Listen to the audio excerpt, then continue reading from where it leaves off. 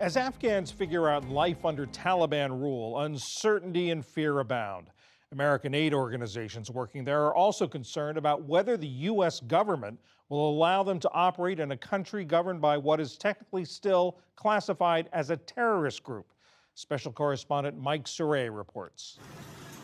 The Taliban takeover couldn't have come at a worse time for Afghan farmers. It's the middle of the harvest. Agriculture is the lifeblood of rural communities and Afghanistan's largest export business.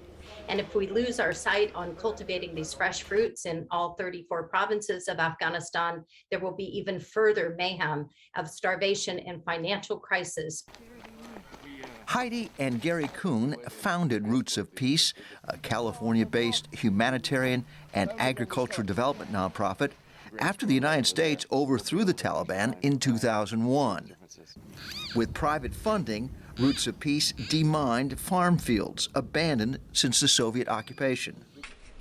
With tens of millions of dollars in U.S. humanitarian and development grants, they spent nearly the last 2 decades reintroducing grapes and other high-value fruit production as alternatives to growing poppies for the lucrative heroin trade, a major revenue source for the Taliban during the American occupation.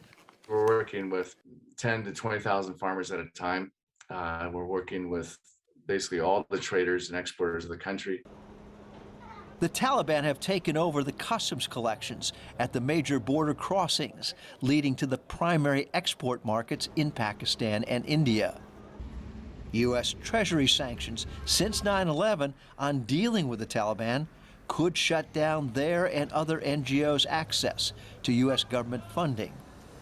The Afghan banks Roots of Peace relies on for paying their local staff and farmers have been closed or are allowing only minimal cash withdrawals.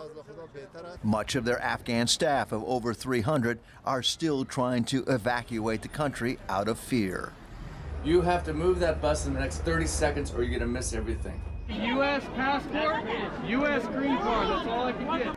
During the height of the American evacuation at the Kabul airport, the Kuhns flew to Istanbul to coordinate their evacuation efforts from a hotel room. We have been working night and day trying to get out 55 Afghans, primarily women and children, who have taken a leadership effort in Roots of Peace for the last 20 years and now are highly at risk for working for an American NGO.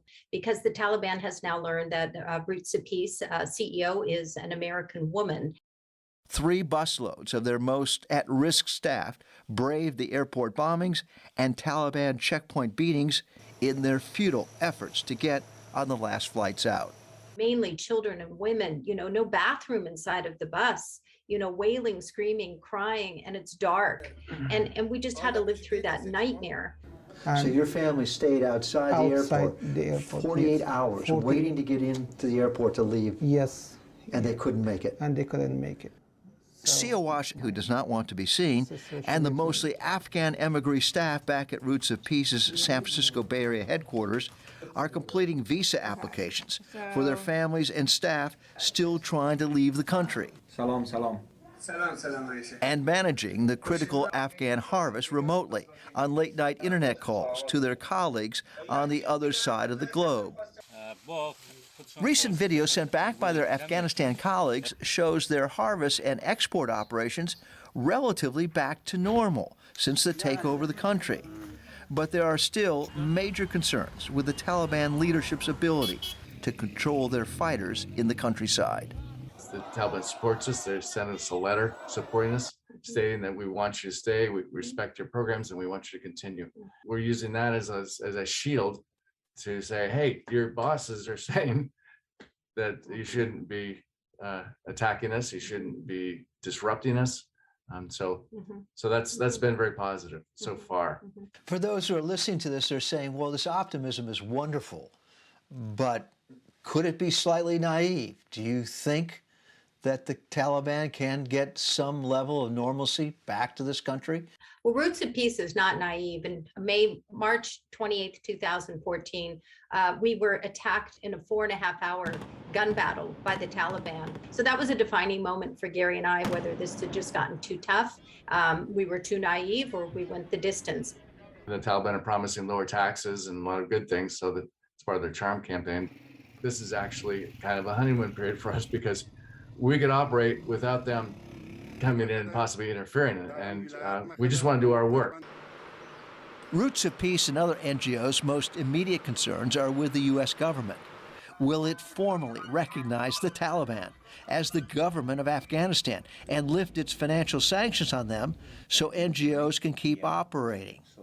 Will the U.S. deliver on its promise of continuing humanitarian aid to Afghanistan now that the U.S. has left?